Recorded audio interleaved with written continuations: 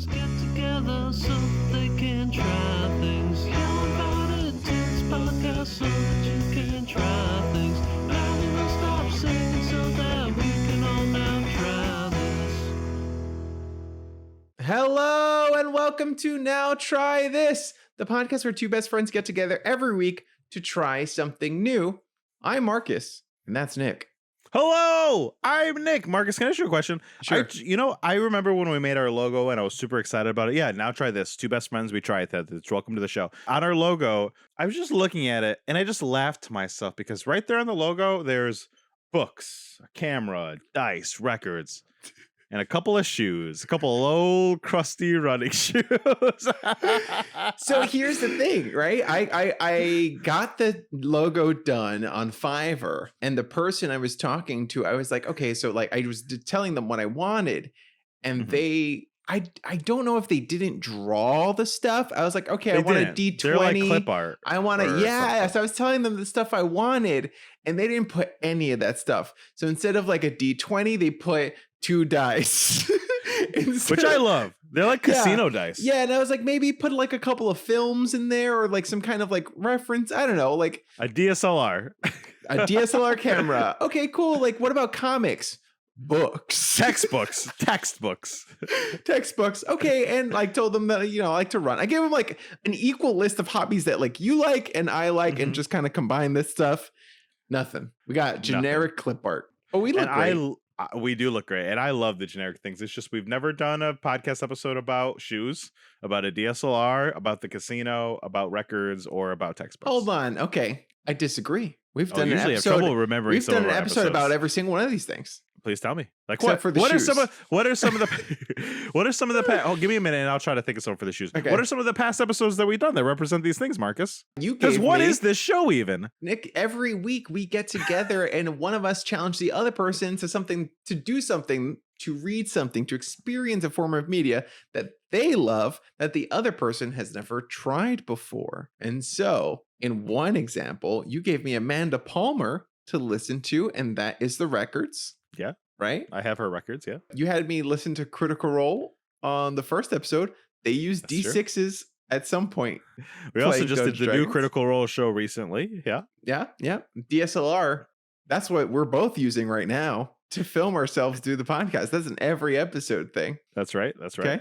Books. You had me read Twilight and it almost killed the podcast. And shoes, at some point, I'll have you run a 5K race and train for it, and then that'll be a challenge. Guys, welcome to the show. Every week we challenge each other to some of these things like Marcus has just said. But today is the beginning of July, and that means it's a special time. That means we forego our friendship. We forego this insular thing that two of us share because we want to include all of you. That's right. At patreon.com/nowtrythiscast, we open up the challenge to you all. So everyone who donates $5 a month gets to give us a suggestion on what the challenge should be. And then everybody, even the dollar tier members, get to join in on voting on what wins that month. This month was really tight. A lot of people voted for their own thing. That's true. Yeah. But squeaking by this month, our fan challenge is The Dropout, the original Hulu series about Elizabeth Holmes. Thank you to Alexandria for donating, being a patron, and suggesting to us this shitty show.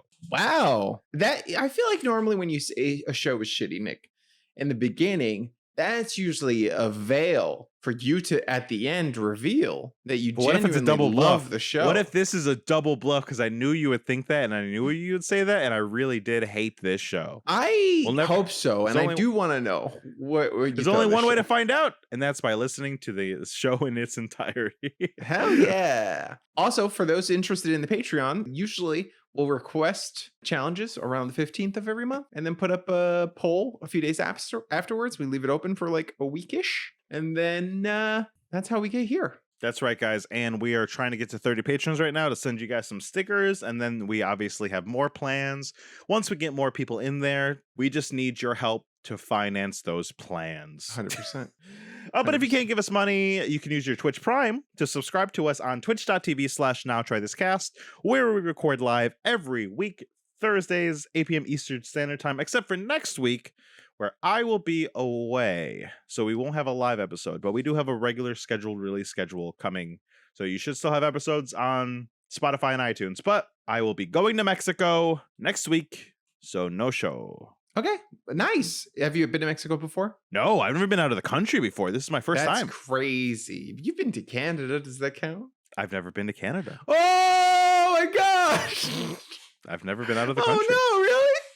Yeah. Oh shit, that's wild. I flew over the ocean to get to Hawaii last year. Yeah. Well, But that's still the U.S. yeah, that's true. Though, by what everything Lexi's telling me about getting into Mexico, it sounds like Hawaii was harder to get into than Mexico was going to be. Really?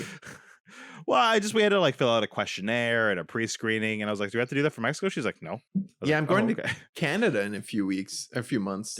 Ooh. So we have to do some research and figure out what are the requirements, like I feel like survey it's something. I feel like it used to be easier, and now it's harder with everything going on. But guys, if you don't have the money to join on Patreon, if you aren't able to use your Twitch Prime on twitch.tv/nowtrythiscast, then just go ahead and leave us 5-star review on iTunes and Spotify. We greatly appreciate it. Nick, why are we here today? Today, we are here to discuss, dissect, pull apart Hulu's original series, The Dropout. But before we get to that, Marcus, have you been trying anything new lately? I've been trying not to go insane recently. Cool. It's been a great thing. Cool. Been trying to focus more on my mental health.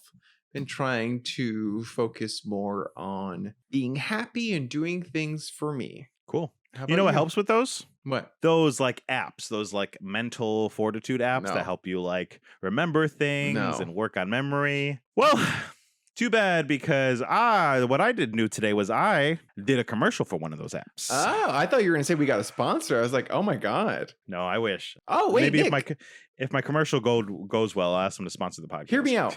I'm listening. Don't just include that. Just be like, we have this many fans, we have this many downloads, we're a weekly podcast that like regularly airs, and say, as part of the package deal, yes, you can hire me, but I am also offering you the opportunity for a sponsorship. I think you should do that more often. The next time that comes up, I can. But the problem is you don't speak to the people directly. I was hired through an ad agency who makes my thing and then gives it to the company. Okay, And even the ad better. agency doesn't give them. Why is that? Tell even the better? ad agency you got a space and you need ads. You know what's funny? If we had the kind of following that other podcasters do, I probably could. I probably could leverage that. 100%. Yeah. If we had a following, they'd probably make you do it. Be like, oh, you're famous? Oh, okay. Well, Make sure to let them know about this app that hashtag we're and doing. do an ad. And God, you know what's so funny? I love the level of TikTok famous. That's kind of like a hilariously weird middle ground, because I feel like they're famous, but they're not like really famous. And a lot of times they can't transfer that fame over to YouTube or anywhere else really. And YouTube, and TikTok doesn't really have a high payout rate. And so you end up with like a lot of people who are famous for like in this one thing. And But can't. Yeah. And then they have to do ads because, people want to monetize this. But for whatever reason, it feels like TikTok is a little more adverse to it right now. So it feels like people also aren't. But it's funny when about people it. do ads because they're always just like the laziest shit ever. Because I feel like at least with YouTube, people have like a lot more production that goes into videos and stuff like that. So they'll put a lot more effort into the ads sometimes, not all the time. But on TikTok, it's just like zero effort. It's like, wow, have you tried Hinge.com? I love dating, and oh boy, I love this app for it. It's very well. Next time I get a commercial, but Marcus, that means in the last 3 months I've done 4 small commercials. I am doing it. I'm doing the thing. Yeah, that's pretty cool. Hell That's pretty yeah. cool, guys. We will share on our socials when those things go live. Don't worry, we will be ecstatic about them. If you want an app to help your mind or a cleaning service, don't worry, you'll see my face selling it to you. I want you to get so many commercials that you end up having sort of like a Nicholas cinematic universe of just full of ads that is like, I would love this that. Nicholas does this, and we can have our own little It's like everything everywhere all at once. Yeah, that's the dream. But Marcus, instead of that dream, we're gonna follow someone else's dream to be a billionaire before they're What a dream. 23. Did you know what a billionaire was? I guess she was 19. Her young dream was to invent something. That's what This she is said also to her in like father the on early letter. 2000s. So it's like, How many billionaires were there like, really at the I time? was 10 or 15 at the time. So it's like I didn't know what a billionaire was Yeah. really, you I know? think most people don't know what a billionaire is. I feel like I feel like now they do because Elon Musk and Jeff yeah, Bezos. that's true. But I feel like you and I, growing up super poor, it's like we want to have maybe. food in our fridge. So let's get right into it. those This are the show is goals. about Elizabeth Holmes. Marcus, I had seen the Elizabeth Holmes documentary on HBO 3 years ago. This is before Oh, you the trial watched it? happened. Oh, Just on my okay. own. I'm I just thought excited. it was interesting, so I knew vaguely about it. Yeah. But obviously, this goes into way greater detail because they got to fill 8 episodes. We watched 4 did you watch 4? Well, I wouldn't say that it goes into greater detail. I feel like considering it makes up a lot of stuff, it's hard Do you to. think it's making it up? I mean, obviously, it's a fictional show. I mean, it's not a fictional show, but it's a biopic. They always make stuff up. Well, the dialogue is. I feel sure, like they hit the major story beats. I think it's safe to assume that the beats are true. Like this Sure, guy did but they work weren't there, and This so deal many. did happen. Yeah, but so many of the moments are private one-on-ones with Elizabeth Holmes and someone else that it's like you're in order, even That's in a true. world That's where you're true. getting the story, you weren't there, so you don't see, right? You're getting the story from someone else who might have seen something, or you're filling in the blanks as a writer. That's true. That's true. So I always take this stuff with a grain of salt. But as we said the other day when we did Winning Time, I think this is all fact, and that's how I go with it for the rest of my life. So really, your point is completely invalid to me. Well, I was going to say I'm a little stubborn. we'll keep talking about the show this way because I like talking about it as things come up. But how Unless much did you go know ahead. about Yeah. Elizabeth Holmes before you had I watched this? knew the whole Theranos thing. I knew that she scammed people, and I knew that. I remember watching. I don't know if it wasn't a documentary, but it was like a news report on Elizabeth Like a 60 Holmes. Minutes or something? Yeah, on Elizabeth Holmes, and they were talking about how she wouldn't let anyone come in to test anything, and that was the funniest thing to me. That at no point someone was like, "Hey, man, this is weird, right? Like, we can't test anything. We can't validate any of these results. And we're going to continue to pour millions of dollars into this." It was so It's funny. wild. And I obviously knew all that stuff too. I think the dramatization of the show for those moments, because I think the show does a good job at trying to explain that some people involved were like trying their best and got out once they smelled things in the water or tried to get in and try to check stuff out. But it's like, I think my biggest problem with the show is I feel like, and we didn't finish it, we only watched about half of it, is it feels like it's trying to like justify why it's doing the thing where it's trying to tell us why people are the way they are and how they got to the situation. 100%. But it feels like it wants me to be on Elizabeth and Sonny's side. And I'm like, no, you're awful people. Like they keep showing all these 100%. moments of the fact that Elizabeth Holmes is psychotic. Yeah. What's the real term for someone who can't feel human feelings? Sociopath? I think she might be or a sociopath. And I don't Those mean are that both similar. I think she might be a psychopath, but I'm like, I would bet money that she's a sociopath. Mhm. But and I don't mean it in like a crass way. I just think I think she seems to be one of those people, but the show doesn't seem to want to grapple with that. It does the thing where it's like a rom-com, or it's like one of those kind of shows where it's like, oh, isn't it funny how she's like a little quirky and like she's like, oh, she's like nervous at her party, and I'm like, no, she doesn't understand how to be there because she doesn't have those things. Yeah, 100%. And I wish the show grappled with that. Yeah. No, I agree 100%. So I will say the difference between a psychopath, I pulled it up, and a sociopath. Yeah. I do think she's more of a psychopath based on this definition. Oh, maybe.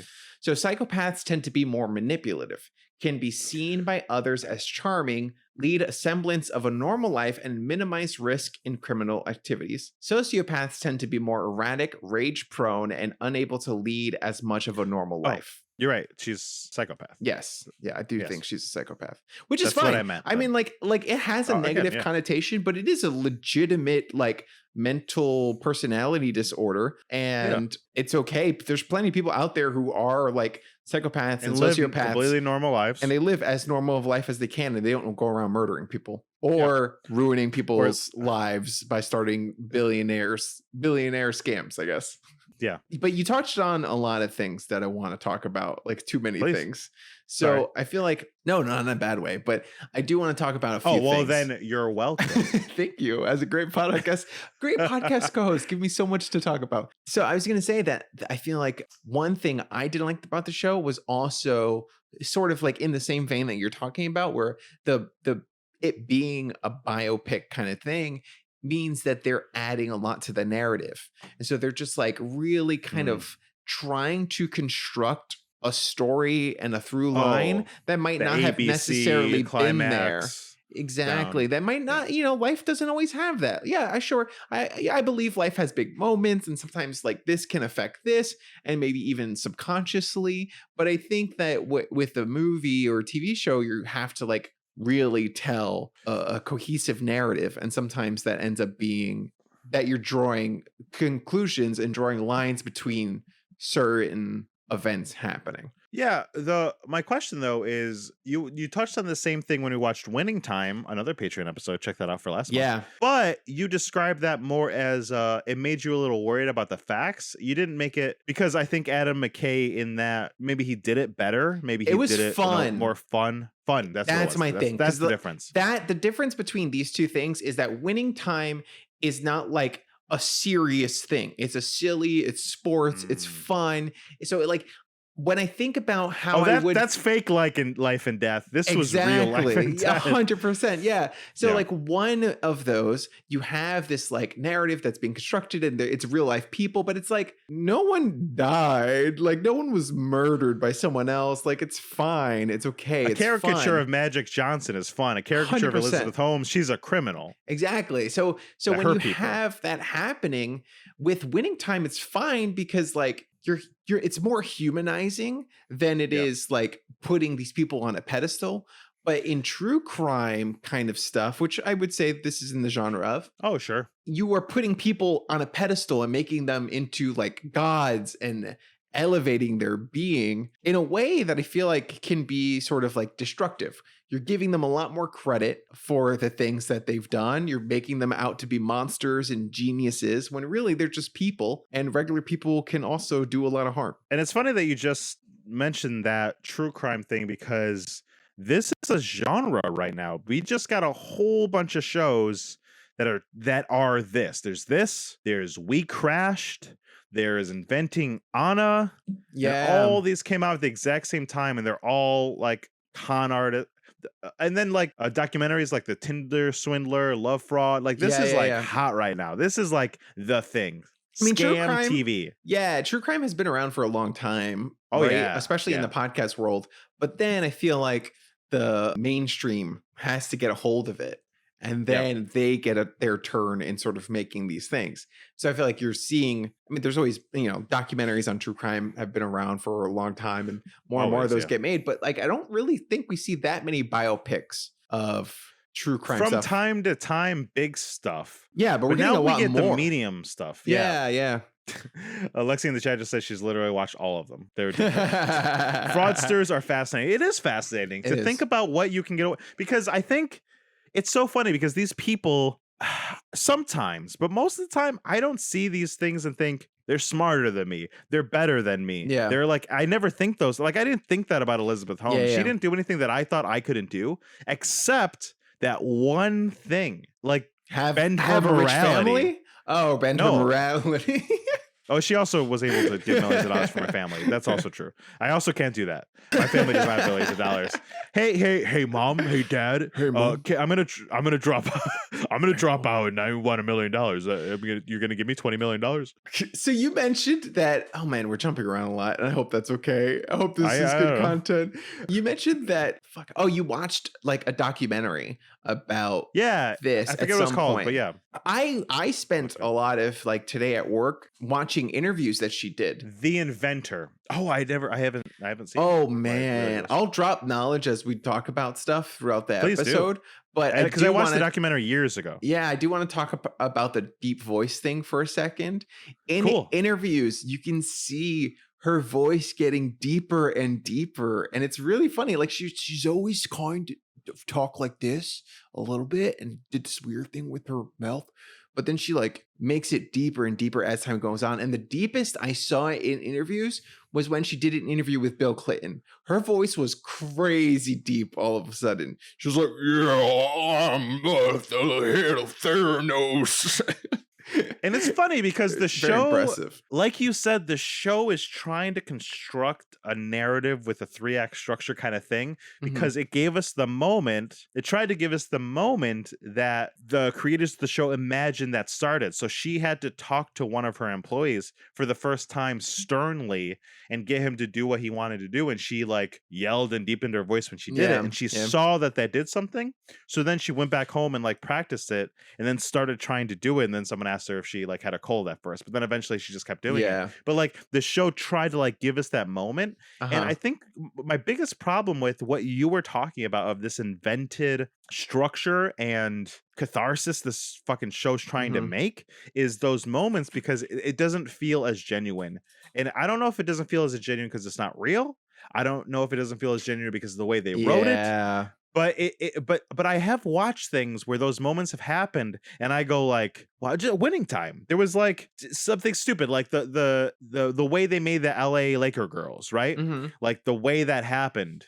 It was such a contrived, silly. The daughter will try to please the father, but it was satisfying there. It made me go like, oh, that's how it happened. This show is just like, that's stupid.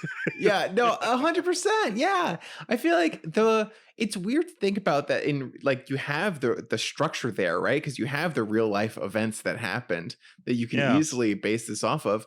But then some of them you don't know. There is an element of like, okay, what are the creative liberties that we're going to take as writers? And also how qualified are those writers to take those creative liberties and make them interesting? It's a shame because I feel like if they made this show in 10 years, we'll get an Elizabeth Holmes tell-all book. And we can like, and she can tell us when she may, or she maybe she never will. We never really know. But like, remember when we watched the OJ show? I would say that is very similar to this kind of thing. Bigger case, bigger a national thing, and it was an actual murder. But because at this point we know everything more or less, that show felt really nuanced and really like dynamic in all its like little underpinnings that it was trying to show. But this one still feels fresh and new, and like it's still, I mean, Elizabeth Holmes just got convicted like a month or two ago. Sonny 100%. Got convicted today. The day we are recording this, Sonny got convicted for fraud. Because of this podcast. They heard we were going to do an episode. Wide open. They heard we were going to do an episode. They were like, wow, we need to expedite this trial. We've been bashing a lot. So I do want to say something positive because I don't think this show was my favorite. Is strong. We're not bashing. We haven't said one positive thing. This is my point. okay. Let's we'll come up with positive things. Okay, I'm going to. I just was saying we're not being that harsh. We could be harsher. We could be way harsher. I am saying though, Lexi did tell me that as she was watching this show. I was like, is that show good? And she's like, no, not really. As she was watching it. And it was the ending, the culmination of everything that made it worth it for her. And we haven't seen that. Sure. So who knows? But I say go ahead. Means the show's not good. I'll agree. And that might be a hot take for people listening. But I think that if the show is bad until the season finale, nerds then need the to show hear is this. not Get good. on your soapbox. The show is not good. Get on your soapbox. Yell at the nerds because they're always honest about this shit. Look Marcus, here. yell at people. If you are trying to recommend a show and you're like, you got to watch 6 seasons and then it gets good, then it's not a good show. Then it's just you not gotta a read good 15 show. books and 6 spinoffs, and then you get invested with the characters. Then it's not a good show. And I feel the same way No. about like shows like that, where it's like the whole show is bad or you're not really enjoying it and the season finale is really good. Then that means the season finale was good. Yeah. Not good. It doesn't make the whole thing retroactively good. Yeah. Something like Severance. The whole ride was good. Yes. And then the way it finished made it one of the best pieces of television ever. You know? Like that was Exactly. something special. That's Lexi exactly just said in the right. chat, she said the last 3 episodes. There's 5 episods before that. Makes it almost worth the watch. Thanks for the suggestion this month, patron. Thank you so much. Thank you. But we just bashed it again. But Okay. the thing of positive I was going to say was, I will say, I absolutely loved the performance from Amanda Seyfried and Naveen Andrews as Elizabeth and Sunny. They are superb. They are crushing it. I feel like I need things that I have wrong structurally about the show is the writing. Sure. Anything that I didn't like pacing about the show is the directing. Yeah. The things that they had to do in the show, I was gripped. I didn't not enjoy watching the show. I enjoyed watching it. And the reason I did was because Amanda Seyfried made me invested in her. Yeah. Like, she's crazy. Yeah. Like, I feel almost rude saying it. Maybe it's improper, but I think Elizabeth's a bit crazy, and Amanda is playing that super fucking well. Yes, I agree. I think Amanda really captures Elizabeth Holmes' like psychopathy, you know? Yeah. And it's very impressive because you watch her and you're like, holy, she has a lot of the same mannerisms, and you can tell that she did a lot of work to really capture the essence of Elizabeth Holmes.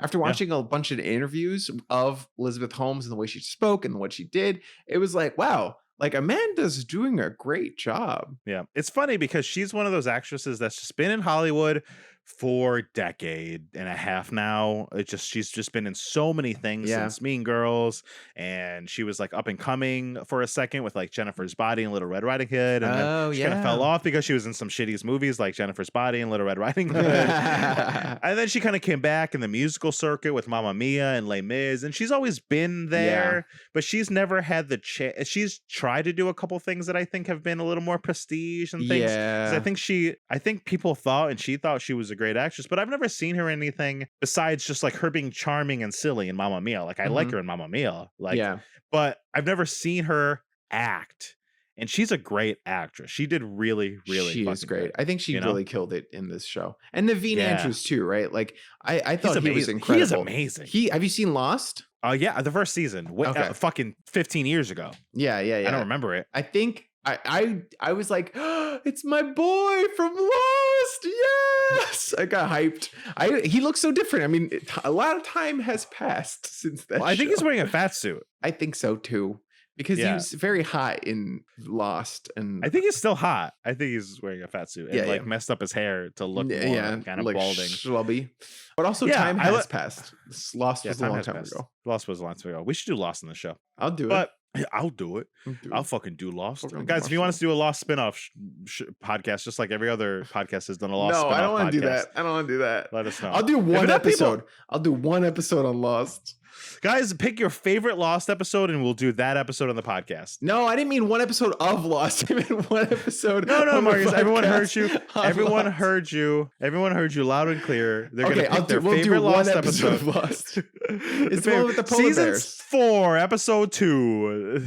But anyway, and not just them. I think everyone in the show, they're just like the big names of the show, but everyone does good. Like UTK and Stephen Fry. Oh my god, and Stephen Fry's all great. all these other white guys that I don't ever remember their fucking William H. Macy and like all these people. They're all crushing William it. H. Macy's They're all great, crushing it. Yeah. Yeah. Like I think some standouts are like her biology professor, the woman at the beginning of the Yeah. Oh my god. Lori Metcalf, right? Yep. She was only in like a scene, but she like stole that scene. great monologue. Mhm. Love Stephen Fry. I watched past episode 4 into I watched episode 5 Okay. because I was like, is this gonna get better? And then Yeah, I was yeah. like, nah, it doesn't get that much better. I guess I won't finish it because I was like, Yeah, if yeah, it fair got really enough. good, maybe I would have finished Yeah, it. yeah. But apparently I was just one episode off because apparently the last 3 are the ones that are good. Insane.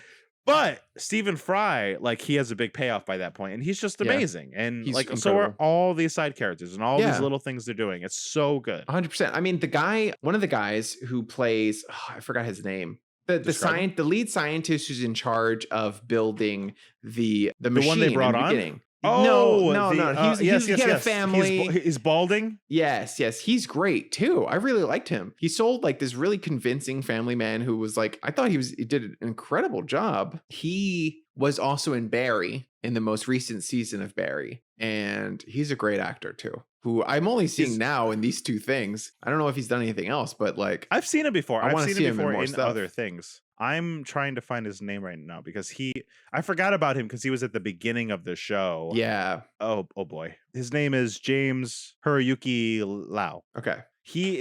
I agree. He was so good because he played this, you know what's so hard to do? Playing those insular characters. He looked like he had so much going on, anxiety and grief and pathos about everything. And it was all happening inside. And you saw all of it on his face. He was so 100%. good. That was heartbreaking. It was heartbreaking. So it was for his story, to see him. he sacrificed everything for this thing. He sacrificed his family, his time, everything. And eventually, just because he was the voice of reason, he got canned. 100%. Yeah. And again. That's a recurring theme on this show. He was so good. I feel like that's a hard thing to do when you're acting. I feel like it's so impressive to be like, not be the main character, not be the main focus, but really sell your character, sell that they have an entire life, especially when the writing is not there to support it. You know, I was impressed with all the side characters. Agreed. He was in Barry, the Dropout. Nick, you touched on another thing earlier, unless you want to keep I don't remember. No, go ahead. I was just looking at his IMDb. Go ahead. You touched on another thing earlier where you mentioned them wanting us to feel sympathetic for Elizabeth Holmes. Yeah. Which I feel like I agree with, so much so that I was like, this is an inspiring story so far. Like, I was watching this the whole time, ready to take notes on like what you should do when you start a business, because at least there are certain things, but for the most part, for a lot of what we watched, she was only taking advantage of like rich white billionaire dudes. So I was like, honestly, icon. She is an icon. Like, I want to follow in her footsteps. I'm going to start my own company called Theranos, and it's going to do the same shit. Theranos. There you go. The Puerto Rican version of Theranos. But dude, you just hit on something that was so interesting, because I think what she did was wrong. Yes. And we see the slippery slope starting. It starts right away. Uh-huh. But at first it's not too bad, and then it's a little bad, and then it's a little gross, and then it's a lot of gross, and then it gets way worse. And obviously we get the impression it's going to get way worse before we're done, right? But Marcus, at the beginning, as she's stretching the truths, if she was right, if the scientists had done it, she just would have been Steve Jobs. 100%. The conversation, and Steve Jobs is Steve Jobs because he did all this, and what's his face? Was able to make a computer. 100%. What's his name? Zukakis? What's his name? The other guy who made Apple. There's Steve Jobs, and then oh my god, the smart guy. I like him. What is his name? Seth Rogen played him. Seth Rogen, Steve Jobs, Steve Wozniak, right? Yeah. Like Elizabeth Holmes thought she had a Wozniak. Yeah. And she didn't. Not that anyone did anything wrong. They were like, technology didn't exist, and she asked them to make it, and they couldn't. Yeah. Steve Jobs got lucky. Wozniak was able to do it. Oh no, he kicked that's ass. why Wozniak's the best, man. Right, but like Wozniak. if he just didn't have Wozniak, the conversation about Steve Jobs would be this conversation. 100%. If she worshipped Steve Wozniak, this whole thing would have been a lot better. Would have handled a lot more carefully. But instead, she was an Apple head. Okay. She ignored like all the warning signs, all the bad parts of Apple. God, that was so cringy, man. Like, I don't know if it was intentional. That was one moment where I was like, I was talking to Daron about this, and I was like, which one? I want to just show Nick this moment. I don't think it exists like on YouTube alone, but it's like where she's standing in front of the Apple store and everyone's like really excited, and someone's like, I got the first one. And it's like, and she was cheering and everyone's so happy. And I was like, is this just an ad for Apple? Like, what the fuck is this? Like, I understand that you're trying to show that she really worships Steve Jobs and that she's like excited about the iPhone, but like they spent way too long on that. Well, Marcus, it feels like, do you think you can get into the head of these moguls and try to run your own business? 100%, Nick. Business? I can destroy billionaires all day long. Well, let's find out. Roll the clip. We're playing a game. Now try this trivia. Now try this trivia. Now trivia. Now trivia. Now trivia this.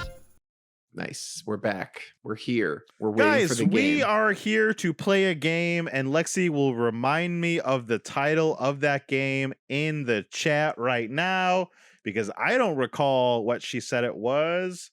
Oh, Marcus, today's game is called Fraud or Forthright. Holy shit. Okay, wow. There's steps. Okay. Killing it. Our task is to defraud our panelists of inventors into funding our latest venture. Step 1, take 10 seconds to grab an item close to you. Okay, 10, 9, 8, 7. Okay. 6. Why aren't you grabbing something? 4, I did. 3. That was very easy. 2, 1. You grab something. Wow, you're really bad at grabbing stuff, Nick. 50. I just have too much stuff. That's like, what am I grabbing? Like, am I grabbing something cool or bad or? You don't know yet. Just grab something. Grab what's that book? Yeah, baseball. Oh, nice. No, baseball. You got a baseball. I got a baseball. It's too late now. All right. Step 2. Use the item to generate an idea for a new venture. Okay, I got mine. Great, I got mine. Step 3. Pitch your idea to your panelists of inventors, i.e. your listeners. Your pitch must include... Holy shit, Lexi. It must include a personal anecdote, an explanation as to why the idea is special, what makes it innovative, how it will be competitive in the market, and the potential target market. Our pitch must also include the following words or phrases: you plus we plus imagine a world plus disrupt the market plus cutting edge plus guarantee. And we will conclude with a call to action, and then people, I guess, will vote to decide which one of us. Well, since Lexi's in the chat, Lexi will probably decide the winner. Yeah, 100%. I was going to say Lexi's the only one. But let's go. Lexi's the only one today. Okay. Would you like to go first? Sure. Yeah, let's go with me. Yes, and Nick, you gotta yes and each other on this podcast. We gotta get better about that. And I am gonna and you. The fact that I just and forced you to go first is the first reason why I'm more like Elizabeth Holmes than you. So go ahead. Fair enough. You didn't force me. I chose. Oh yeah, I could have said no. I could have said no. You totally could have. Yes, and okay. Nick, I have possibly one of the greatest inventions in the world. It is cutting edge technology at your fingertips. Okay? I want you to close your eyes and imagine a world where we, as men, finally have something just for us. Can I open my eyes now? No. Have you imagined the world where we have something as men just for us? Uh-huh. Good. Now you can open your eyes. Okay. I can. Hold on. I'm almost done using all the words. Men, right? We don't have enough. We don't have anything. We have only what we make for ourselves. It's hard out here for men. And Nick, that's why I come to you with this. This is the cock watch. It's a watch for your cock. Now, Nick, we here at Cockwatch really like to make guarantees. And so I'm going to guarantee you one thing, Nick. Once you put this on your cock, you just can't stop. Just got sued. Nick, now you may be asking yourself, what does the Cockwatch do? Nick, the Cockwatch does all the same things that this watch here does. This is a Vivo Active running watch. Keeps track of your pace, your heart rate, your blood flow, and it has the ability to compress if need be, to really squeeze and hug the cock. So you can keep track of your sleeping patterns. You can keep track of your heart rate. You can keep track of your erection status. And even, this is very important, blood flow, because you want to make sure blood is flowing well down there. It also helps prevent erectile dysfunction, Nick. And so I want you to tell everyone about the Cockwatch. Thank you. Thank you. Thank you. Thank you. Thank you. Thank you. That was great. That was great. All right, you ready for mine? Uh-huh. All right, Marcus, where are you from? I'm from the Bronx. And what was it like growing up in the Bronx? It was terrible. Crime, drugs, poverty. But you had a brother. Mm-hmm. You had a mother. Uh-huh. But you didn't have a dad, did you? I mean, part of the problem is that I did have one. For the important part of your life, you did not have a dad. Sure. Well, now, so you grew up without a dad. So you messed me up. So you grew up without a dad. Well, now you don't have to. Famously in pitches, they're like, you messed me up. Now you don't have to. With Mail-A-Dad. Whoa! Now I am curious. What is that? Once a week, as you're living your life, we will send you a care package. A care package filled with items that your father would, if he was around, give to you. Maybe an old baseball with sentimental value. The smell of chewing tobacco laced on the bottom of a box. Maybe even an old wartime story from when he fought in the war. Marcus, here's the thing. You and I, we know what it's like to grow up without a father. But most of America does. 47% of America grows up without a dad. Wow. And out of that last 53%, 22% says they wish they did because their father wasn't good enough. And you might be wondering, international status? 58% of the world grows up without a father. And you might be thinking to yourself, this seems pretty niche. Mm-hmm. No, this isn't niche. Because when I was growing up, all I wanted was a dad. I remember no one there to see me at a Little League game. Last week's box included a blow-up doll to watch as I was playing. I remember growing up and having someone not teach me how to shave. In last month's box, we sent a starting shaving kit with a picture book instructional guide of how to get it done. Now, imagine a world where no one has to feel without a fatherly figure. You might be thinking to yourself, how are you involved? Well, here's where our product is cutting edge. We find your anecdotes, we take your ideas, and that's what influences our weekly box. Included with your weekly box is a questionnaire asking you about all the things you missed out on. And with everyone involved, we have all these wonderful personalized moments. And once a year, one of your boxes will be tailor-made to you. A hyper-personal, cutting-edge guarantee that will disrupt the market. What makes it innovative will appear. Now you might be thinking, oh my goodness, there's so many subscription boxes. So how do we go against that competition? Here's how. Mail-A-Dad is so different than those other subscription services because it's the low price of $1. Nick, and you might be thinking, how do you make money if it's only $1? Information. Wow. As all these people are sending us their info of what they're missing out with, we sell that info to movie theaters, books, grocery stores, department stores. And that way, everyone can feel fulfilled in their life. It's our mission, not just to have our subscribers be fulfilled, but have the world be better. To fill that void that absentee fathers have left in every single little boy and little girl that they have left behind. So if you join me in my product, Mail-A-Dad, then you will be filling the holes of all those children.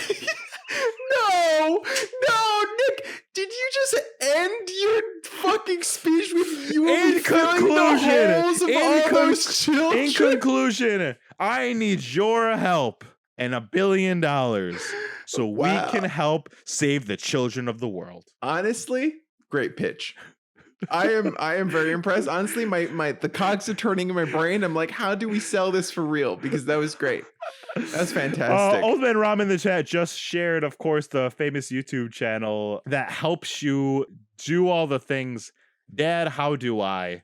Where he will tell you how to tie a tie, how to shave. Yeah. Working with a mortar and pestle. He will be the first person that he's we our work spokesman. with. 100%. He's the our first person. He's going to do ad spots for us. We've got him on board already. Wait, hold on. What did Old Man Ram just put in the chat? An essay. He put an essay in the chat. They say you can find just about anything on YouTube. Maybe even the dad you never had, or at least the fatherly advice and information. Old Man Ram, I'm hiring him. He's on the Old Man Ram? Oh, the guy? Hey kids, that's how internet how-to guru often. Oh, it's just quotes from the article. Come on, Old Man Ram. No, Old Man Ram. Then you're fired. not channeling your Elizabeth Holmes, because you would have stole those and said they were yours. Oh God. But yeah, that's my pitch. All right, Lexi, and I guess Old Man Ram, since you're here too, put a votes in the chat. Who win their pitch? Do you want I vote Nick. Cockwatch? Do you want Cockwatch, or do you want Mail a Dad? What? Lexi picked Cockwatch. Oh wow! All She right, picked it's all Cockwatch? on you. It's all on you, Old Man Ram. I'm abstaining. Old Man Ram, you are deciding. Oh, Old Man Ram, you got deleted because you probably said Cockwatch, and that probably means you win. I will say, Old Man Ram, I'm sorry, we have new auto modding things featured, so I don't know what you meant to write. I hope you weren't banned. I timed out for 1 second, so hopefully he's okay and he's back and he can listen. Just say Nick or Marcus to say who won if you can get back. Sorry about that. In the meantime, Lexi, thanks we'll so much change for the the settings so we can say Cockwatch. Oh, Mail Dad was so good. All right, I'm sorry. I didn't. Hey, man, honestly, I'm shocked because personally, I was inspired. I'm like, yes, mail me a dad. Here's my one change, my one critique of your product. Yep. And I hope you take it from a winner. That you didn't even have an anecdote. Here's my one critique. You forgot to include an anecdote. I think you sell a blow up doll just to do all the events with. Oh. And then and then you get accessories. Audio. You get accessories and you get audio clips. Audio. So you can put the audio clip in the blow up doll and they will play here's how you shave. Here's how you do this. Champ. Yeah. Here, let me take a picture of you before you go to prom. Yes. They all say sport and champ. Yeah, sport and champ. I've never been called sport and champ. I want to know what it's like. That's fair. That's my one critique, Nick. You have won, Marcus. You are forthright, and I am a fraud. You won. Old Man Ram and Lexi, we are fighting. Why was Lexi allowed to type Cockwatch, but Old Man Ram wasn't? Maybe he put a space. Maybe. Interesting. Marcus, back to the show. Okay. Elizabeth Holmes. Oh man, I am so off track. Now I'm just thinking about Cockwatch. Us men need the product. Us men. That was what did it for me. That was like, wow, that was pretty good. I like how we both, though. What does it say that we both wanted, that were very male specific for products? Hey, that's what we know, right? Who are we to design products for women? We're not women. We don't know anything. It was a baseball. You know why I thought of that? It's because this baseball is from the Boys and Girls Club Centennial in 2006. Oh, so you're thinking about all the people that don't have fathers. Yeah, that's what the Boys and Girls Club did for me. It filled that void a little bit. Yeah, fair enough. Did you feel, because before we got into the game, we were kind of talking about how I was inspired to steal from old white men and their billions of dollars. How did you feel about Elizabeth Holmes throughout the show? Did you hate her? Did you like her? Indifferent? I don't know, because I was grappling with that this whole time, because I know that she's a fraudster and a jackass and a little psychotic and a bad person. I know those things, but do I know those things because the media has told me I'm supposed to believe those things, and the documentary did? I totally did, yeah. But it was trying to humanize her in such a way where it seemed like she pushed a ball on top of a hill and thought she could control it rolling down the hill, and she couldn't. She could have got out. That's where she got wrong. At every point, she could have just said, well, failed venture, let's move on to the next thing. And it was her stubbornness that 100%. Kept her there. But at one point, even something said about the fact that she wouldn't let it go. Yeah. Right? That's where she definitely fell through, because I feel like at one point all these rich old men were going to take control of the company and like try to continue her vision. And I think they were interested in letting her stay on, but not as CEO. And she then volunteered Sonny's $20 million so that way she could stay on. And they took it. Honestly. So it's kind of on them too, right? I feel like this show does kind of put a lens on some of the facts that like she wasn't the only evil one involved in this whole thing. Everyone knew what was going on, right? Everyone knew what was going on. Yeah, 100%. I mean, in the most recent episode that we saw, episode 4, right? I feel like Steve Fry tries to like, he's like, oh my God, he finds out that she's trying to sell it to Walgreens and all this shit. And how bad that would be, because he told somebody. He told the board member. He told the board member. But he's the only one up to that point like did that. Yeah, and the board member didn't do shit about it. They're like, "Oh, I don't care. We know." And he got fired. 100%. Yeah. And so it's like, You're right. The show I feel like doesn't grapple with that. I should grapple with that a little bit more about other people's culpability. Yeah. I feel like, and again, I'm not trying to defend Elizabeth Holmes, but the show is painting a picture where it's all on like her and Sonny. I'm like, what? Hold on. They didn't scam all these billionaires know what's happening. Yeah. Like the board, all these the people from Walgreens, like, you know, they're also just seeing the dollar signs. Like that the one guy who wanted to look at the space so bad because he was a scientist. And he's like, I literally was hired. I love that guy. Was played brilliantly. I loved how he played him. I think that guy was from Mad Men. I love that guy. He's been in so many things. Oh my God. He just plays such a like, well, I don't know. It was so good. But like, there are people that are like, let me look at the machine, and he's the voice of reason. And then the other guys are just like, I love in that scenario. There's the one guy who I just assume plays tennis. I don't know why. He's just like, he's got a hard on for startups. Okay, he thinks startups are because he had one. They're the coolest thing ever. And he like the show kind of paints a picture like it's kind of his fault that Walgreens got involved. Yes, but it's not 100%. Well, it's totally not. I could see how that happens a little bit. You know, I feel like a lot of people are hesitant. A lot of resistance. And then one guy is like, no, we have to do this. We have to do this. We have to do this. Yeah. And you could kind of see how he would fall into that trap. He doesn't know that's anything. What the show's doing. You can kind of see. White man. He's a dinosaur. You know, he's trying to stay hip and cool with the kids. But there's a core misunderstanding that they have of the new things, and they're just like, new and shiny, sure, here's all this money. Yeah, but that's the thing, right? Be like, I don't know. It's just but the show doesn't like, I don't know. It's so interested in the narrative it's showing. I feel like there are just some moments that are missed in terms of the nuance and in terms of other people's culpability, because it's trying to show this show about Elizabeth Holmes, and 100%. It's her fault, and how she tricked everybody, right? The whole time I'm watching this show, I'm like, I much rather be watching a documentary. I much rather be finding out facts rather than seeing this narrative that they're trying to string together. Because the show's also kind of trying to show us how much of a genius Elizabeth Holmes is, right? Like, I'm not wrong. Like, it's trying to like look how clever she's at least in the first episode, it was like, wow, look at this girl. She's like so impressive. She's like doing all this stuff for herself. She's really like, she's in Stanford and she's trying to strive for something greater. But then I think slowly the show does kind of show that she is going about it the wrong way. Yeah. I think the most interesting theme of the show for me that I found really interesting was the transformation, right? Her beginning person as this 19-year-old bright-eyed and bushy-tailed person that is trying to go to Stanford and change the world and be a billionaire before they're 30, all the way up to turtleneck Elizabeth, which it's so funny how it's like so dramatic when we get there, but it is, and it really happened that way. So it's like really fucking dramatic, because one day she was like, oh, I need to change everything. And when the person was like, you're the vision, you're the product, so you gotta wear this turtleneck.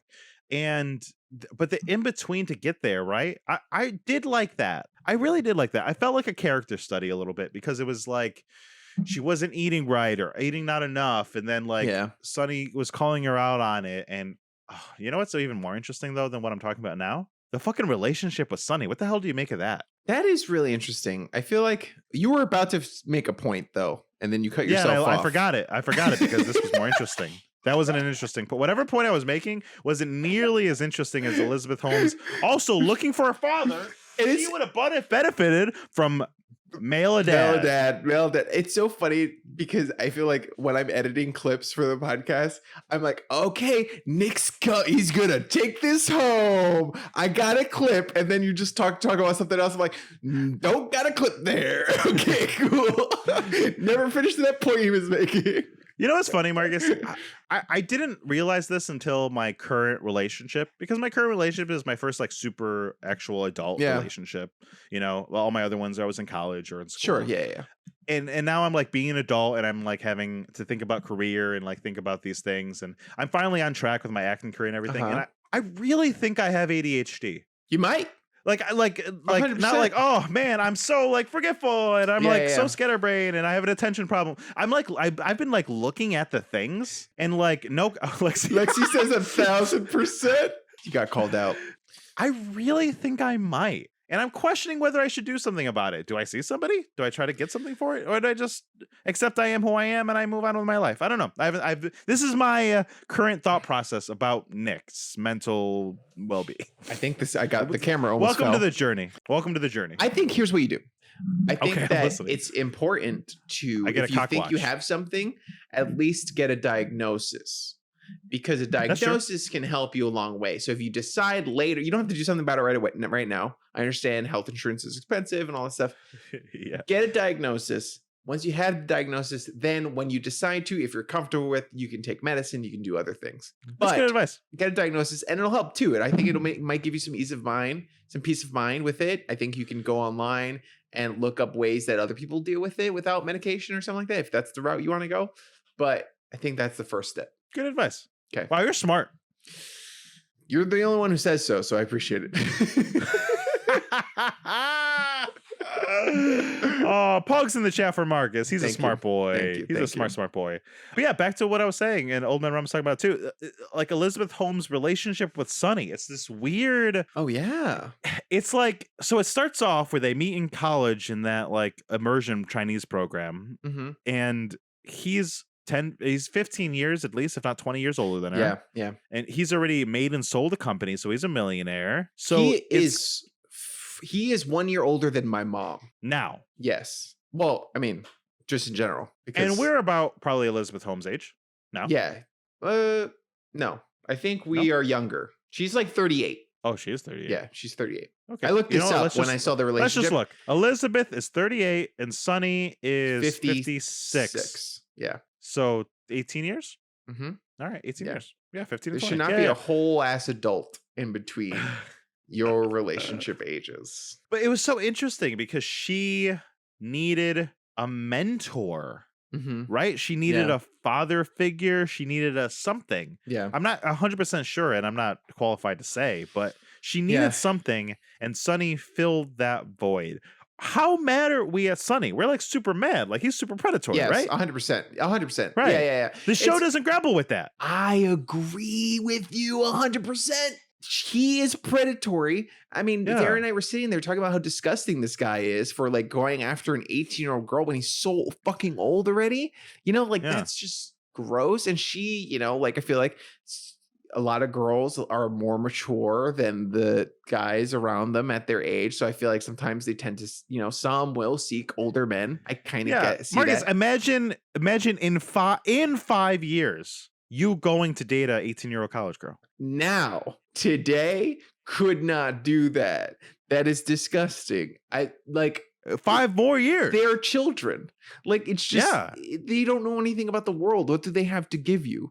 You know, it's just, skeevy. And the show, you're right, doesn't say that. The show they kind of paint him as the savior. Yeah, the show at no point really says anything about it. In fact, sometimes they kind of paint him as a victim too. Oh yeah, which is just and it's like helping her, like trying to take care of her. Yeah. No, I hate that. Weird. And even in interviews, I was watching an interview with Amanda and Naveen, and they were talking about their relationship, and they showed a clip of the two of them. They're like, oh yeah, the interviewer was like, wow, it's really kind of gross, this dynamic that they have, right? He's very predatory, and they were backpedaled so hard. Like the two actors were like, oh, whoa. Actually, it's a lot more nuanced than that. And like, I feel like we try to like show that it's like maybe not all there. You know, they were the ones in the relationships. We weren't really there. And there was like a lot. It got really awkward real fast in that interview. And so I feel like that's the mindset that they took with making the show as well, where it was like, they didn't really want to go there. And which is fair. Say it's how predatory hard. it actually was. Yeah, like would I want to pay almost pedophile in a film, in a TV show that I'm probably gonna get an Emmy nomination for? Yeah, you know, if that's not what the story's about, you know, I don't know. But I agree with you. It's almost non-existent. And all the moments where Sonny's like put up in this pedestal, and it's not their fault, but Naveen is actually a little too handsome, I think, to have played Sonny. You know, like it's truly. I mean, yeah, I can see that. Like Amanda is also prettier than Elizabeth is, but like Naveen is a very handsome man, and that's not how I would categorize Sonny. I would categorize as stumpy. Yeah. But I think that Naveen is he's a good actor, and I feel he's so good in the show. Those moments where he is kind of like, he is abusive also, and controlling and manipulative. Like they do show those sides of the relationship. Yeah. But I think they try to have this mindset of like, oh, they were both in the wrong kind of They were both manipulating each other. Yeah. Well, I probably because the show is trying to paint also Elizabeth Holmes. Oh, you know what? It's probably also doesn't want to forgive Elizabeth more than it is already doing. It's already forgiving her so much that if you also say it's Sonny's fault for grooming her, then it's also letting Elizabeth off the hook even more when she's very, very culpable in the crimes that have occurred to the people in this show and in the life. These are real people. These are real people that were wronged, you know. Yeah. And I'm not talking about the billionaires and the millionaires. They can fucking lose all their money in these startup things. That's fine. Ooh, the dream. I'm talking about like the scientists the assistants and all those people are like fucked over. And I watched episode 5, and the way that Stephen Fry is fucked over, we're finally getting to like, like the guy, the balding guy who we really liked at the beginning, his life is fucked. He lost his job and maybe his reputation, but like I have the feeling he's just gonna get another science job. It's like not the it's not the end of the world. He was probably scarred for life. He was probably trauma, but like he's able to continue living. Where this goes is worse. Yeah, you know. Yeah. And Elizabeth is culpable for a lot of that. Yeah, I agree. I mean, the fact that she was doing like trials on cancer patients, like that, all that stuff is like really bad stuff. If it was just scamming billionaires, like I would say she was a hero. Yeah, truly. By all means. Scam away. Did you have more to say about Sonny? I don't want to cut you off about it. No, I don't think so. Here's the moment, and here's the first moment for me that the frauding started. It's when they did a positive test. They got the test working for that one thing, and then they went to do the thing, and then they couldn't get them to do it again. Yeah. And then they showed the result from when it did work. Yes. And then from Marcus, there on, how wrong is that? How wrong is that? Super wrong. It is absolutely but it worked. God awful. But it worked. Sure. But the problem is if you did it that one time, you did it the one time, but then you managed to get it together. At no point are they like, and it's starting to work, or it works a little bit. That's not my question. That's my question. You're right. You're right. Totally the slippery slope where we can't. But that one thing that she did, I think it's wrong. And I think so too. And I think the show is very much saying the slippery slope theory, right? It's like the road to hell is paved with good intention. That was the first time she did something that was on purpose, not pie in the sky thinking, not like salesman pitchy. That was like fraud. Yeah. That was like the first thing. And then after you did that, then they did a little more and a little more and a little more. But it is funny because I think the show tries to say, wouldn't you also do that one thing? Yeah. And I think the truth is a lot of people would. Sure. And then it would snowball. I get it. But you're right. The show has this mentality of the road to hell is paved with good intentions, where it's like, she means well. She genuinely means well. I'm like, I don't think she did. Her goal was to become a billionaire, not save lives. She Yeah, says that's it true. over and over again. That's true. That's super true. Yeah. You don't want to become a billionaire the without other destroying people. other people. The other people make you lose sight of that, right? Yes. All the other scientists and Yeah. all the other people involved, they're like really, really in it to save humanity. Yeah. Yeah. And that's what makes me lose sight of it sometimes. But yeah. I'm like, you're right. You're right. She just wanted to be a billionaire from the jump, from day one. And she was taking shortcuts the whole time because she just gets whatever she wants, you know? Yeah. Bullshit. I was watching interviews and Yeah. with her and with people talking about her, and everyone described her as like the super charismatic, likable person. And I was like, no, she's not. Like, I don't know if I'm crazy or not, but like, she's not charismatic in any way. Amanda Seyfried is kind of playing her to be more charming, I guess. But you watch interviews with her, I'm like, fuck, it feels like she's fighting Amanda. Yeah. Amanda's fighting against her own charisma. I don't want to. She's very charismatic. Don't want to hear you talk anymore. You sound Yeah. dumb. Like watching her in interviews is the cringiest shit I've ever seen. I'm gonna go watch some. You have to, because you're watching her talk and you're like, what the fuck? Like no one thought to edit this or to do like another take where you don't sound crazy. But that's the thing about all the Lexi watched We Crashed, and she said the same thing. Like it starts like because that's the WeWork story. Yeah. And eventually they just start sounding crazy. Yeah, they just start sounding crazy with their big like disrupt the markets. Yeah, and fucking. But I feel like people are better at hiding it. You know, like you see them live, and you're like, okay, like whatever, like it's fine. This is an exaggeration of them, but. Is the WeWork guy a hero? I don't know enough about him. Of his own story. Did he steal billions and then from like not regular people? Scamming investors. Did regular people get hurt? If not, then he's a hero. I think he did some weird things with like Saudi Arabia or something. He did something that was like sketch besides just stealing lots of money. But there are these good YouTube videos that compare and contrast the two like real life events with the Dropout version, and like they're like word for word, shot for shot recreations. Like they have this super weird cringy Theranos ad that was created by like an Oscar winning director or something like that. And he's like the Apple commercial? Yeah. And so these people really close in the camera, and it's just like, well, what do you want to take a blood test right now? What do you think of blood?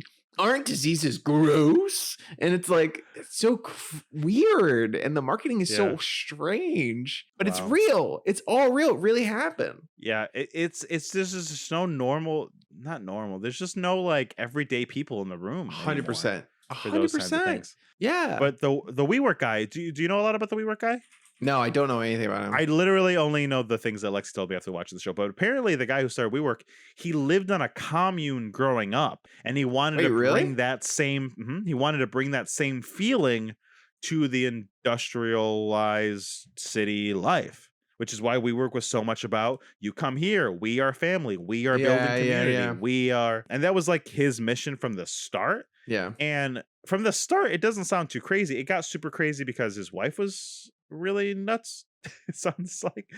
And because he was bleeding money. His vision didn't make money, you know. But Uber doesn't make money. So who's like, a lot of companies don't like super make money. Startups, all these startups aren't making money. Yeah. Know? But I kind of want to play the video, but I don't think I'll be able to figure it out. It's like a whole 3-minute video. And I also don't want to get this stream taken down, I guess. Play it. That's fine. Now hold on, let's see if I can play it. Do you know how? Okay. Hold on, give me a second. We just turned into a React channel, guys. If you want us to react to more things, let us know. Honestly, that's the easiest thing we could add to YouTube. React to trailers and stuff. If anyone would watch it, we would do it. 100%. We would do it. Honestly, maybe we should just do it regardless. Ooh, here's Charlie Rose. Okay, you can see all of my stuff. Capture cursor, sure. Do you want to? Sure. Do you have any like embarrassing like other things going on? I don't know. Is your porn like in a tab? Oh, in YouTube? Yeah, no, I've got my porn on YouTube in a tab. I don't fucking know, man. Okay, all right. Can you hear anything? No, I cannot. I don't think the stream can either. That's fine, but you can at least see the shot for shot just things. Put on your speakers. It is on my speakers. Oh, no, it's not. Wow, my headphones are that good. I thought it was on my speakers. But here, we can just watch it, but you can see the actual like shot for shot things. The shots are interesting. The dialogue doesn't super matter. This must happen later, huh? Yeah. So you can see kind of like the comparisons. So on interviews, she would talk about the letter and carry the letter around with her that had to do with I remember the letter from the first episode. Yeah, from the first episode. Yeah, so that's a real thing that she would carry around. Like, I used to tell my father that I wanted to become an inventor.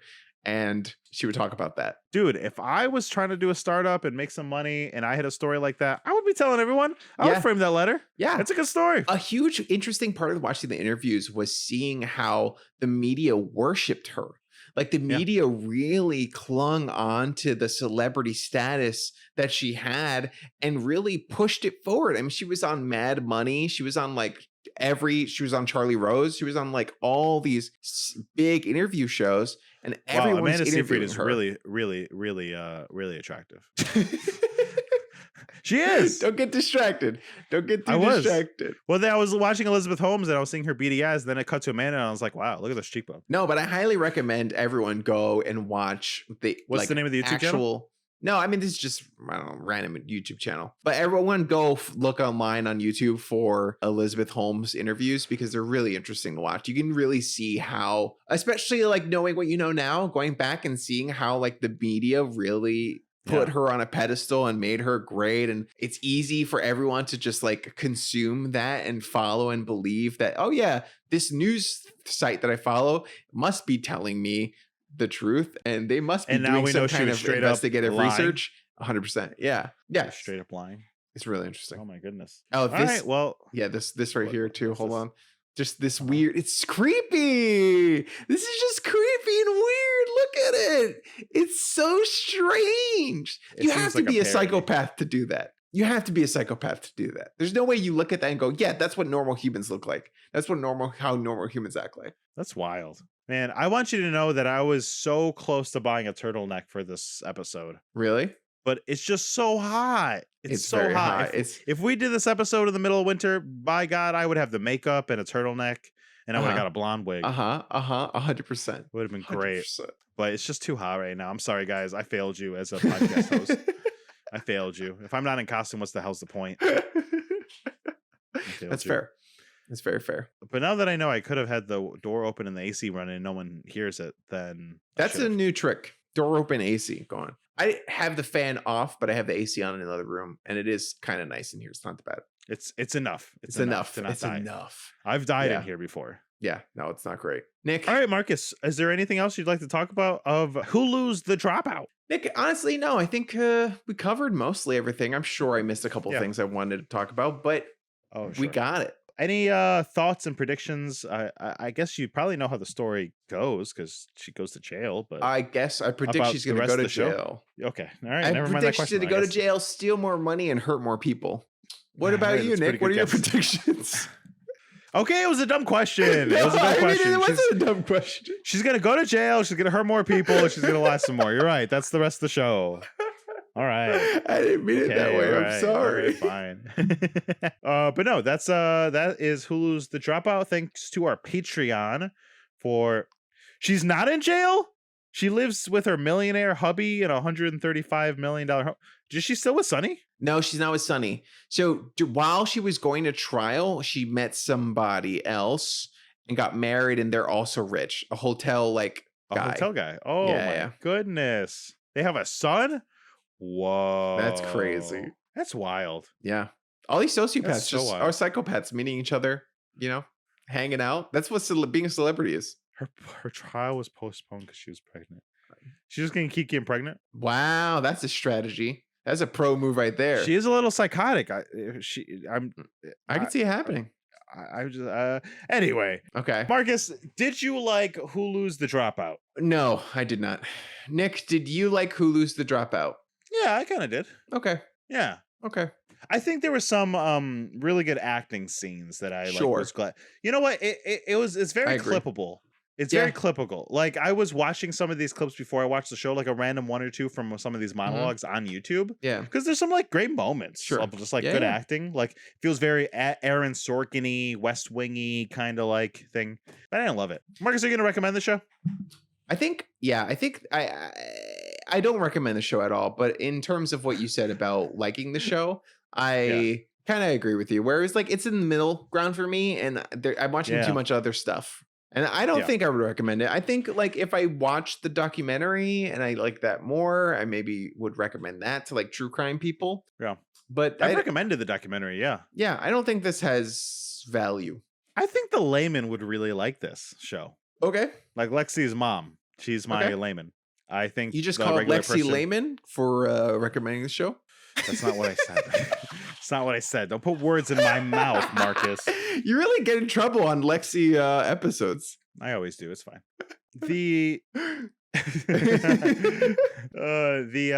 But no, I think a regular person would really enjoy the show. They like seeing this stuff unfold. They like prestige shows, the drama like this too.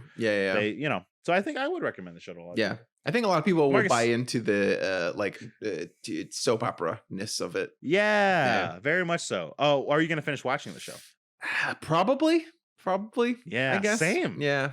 Same. Yeah. Especially with the guarantee that the last 3 episodes are supposed to be bomb. Yeah. You know? Yeah. Like that's if the payoff is really good. And also I kind of want to know what happens. It's hard.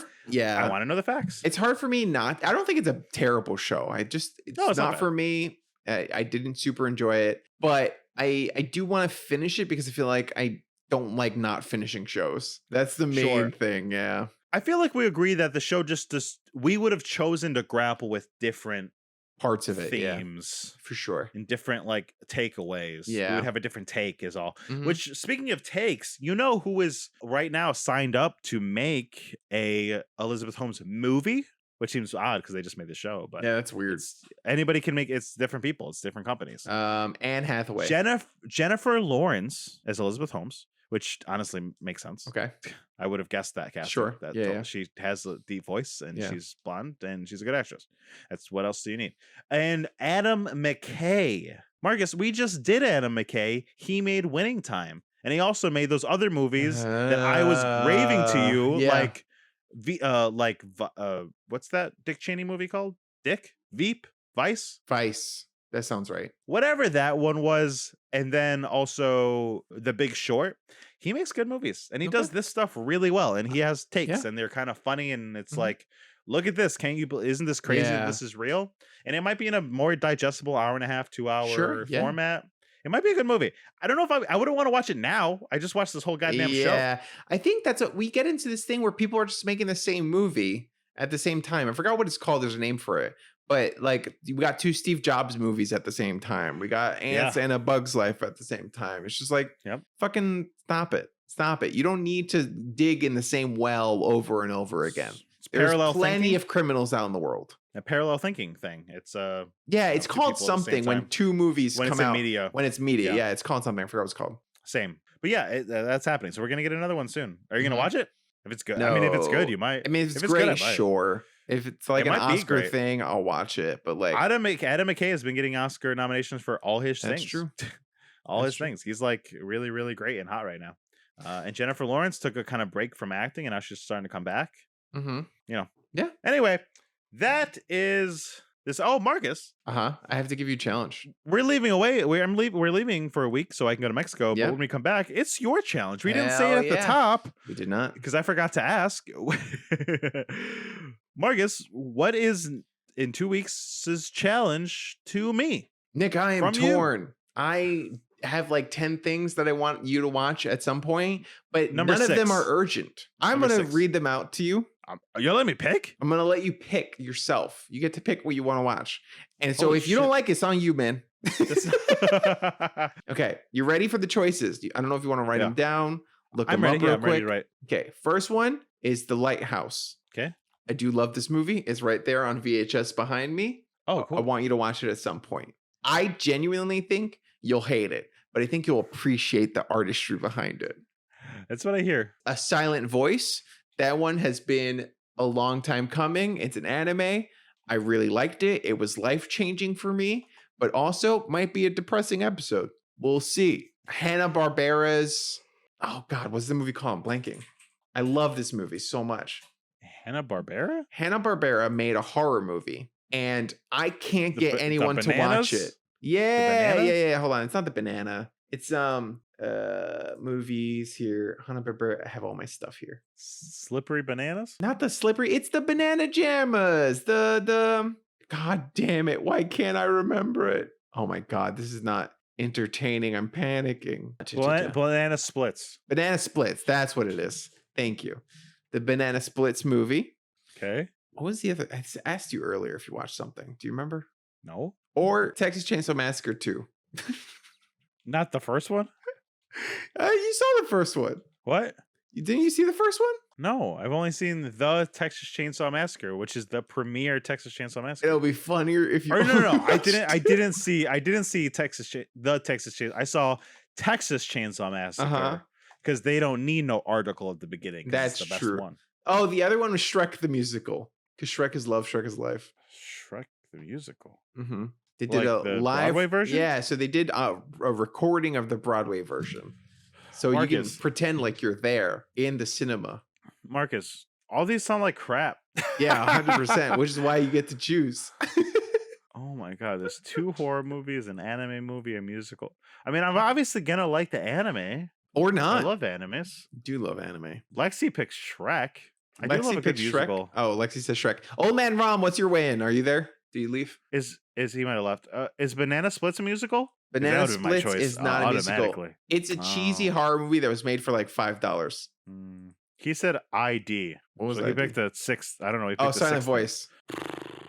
Silent Voice. All right, we'll do a silent. Let's do a silent. Let's do a silent. I feel bad though because you gave me these options and you gave me 4 bad things and a good thing, and I picked the good thing. Do you want me to pick a bad thing? I'll pick a bad thing. No, I want you. I genuinely was like, for me, the hesitation. I love all of them. For Silent Voice is that is going to be just a very like I'm gonna projectile vomit my feelings, and it's going to be a depressing episode, but hopefully still very fun. But it'll be a very honest and raw episode if I want to be annoying about it, I guess. Pretentious about the way Are you ready to be annoying and pretentious about it? I am ready to get raw, Nick. I'll be wearing my cock watch the whole time. All right. In that case, next Thursday, the 21st at 8 p.m. Eastern Standard Time, we will be doing a Silent Voice, the anime movie, here on twitch.tv/Now Try This Cast. As always, you can get our episodes on iTunes and Spotify every Monday. You can also join our Patreon at patreon.com/Now Try This Cast to donate to the show so you can be involved in our challenges just like this episode right now. We didn't choose it. You guys did. And if you can't do any of that, leave us a 5-star review on iTunes and Spotify. You can also get at us at Now Try This Cast on all socials. 100%, guys. Thank you so much for joining us. We appreciate everyone who shows up to the stream, and we appreciate you wherever you are listening. So remember, I kind of want to pick Shrek now. Can I go back? No, it's too late. Remember to go out there fine. and try Silent some Voice. things. Good night. Friends get together so they can try things. Yell about it, it's podcast so that you can try things. Now we will stop singing so that we can all now try this. You can give me Final Fantasy. The game? Oh, no, you can't. I'm away for a week and a half. I was gonna say. A week. If I wasn't in You Mexico. just started playing it? No, I don't have it. Which Final Fantasy? 7? The Yeah. new one? Oh. Yeah. That's Or just the a million remake. hours. Well, I also didn't like it. I liked it a lot. It was fun, but it was like not good. It was like more sexist and like more and less progressive than the original Final Fantasy 7, which is like wild to me. I was like, what the fuck's happening here? But they were like, oh, here's a butt shot, and here's a booby shot, and like here's an upskirt shot, and oh, now that we we can. now we're gonna add a third love interest for Cloud, and it's like, why? She was always supposed to be there. Apparently. And it was so funny because like the original creators are like alive. You could have just asked them to work on the game. They might have. They and if you asked them, it's like, oh, we would have totally put butts on our game. We just We love butts. We love butts so much.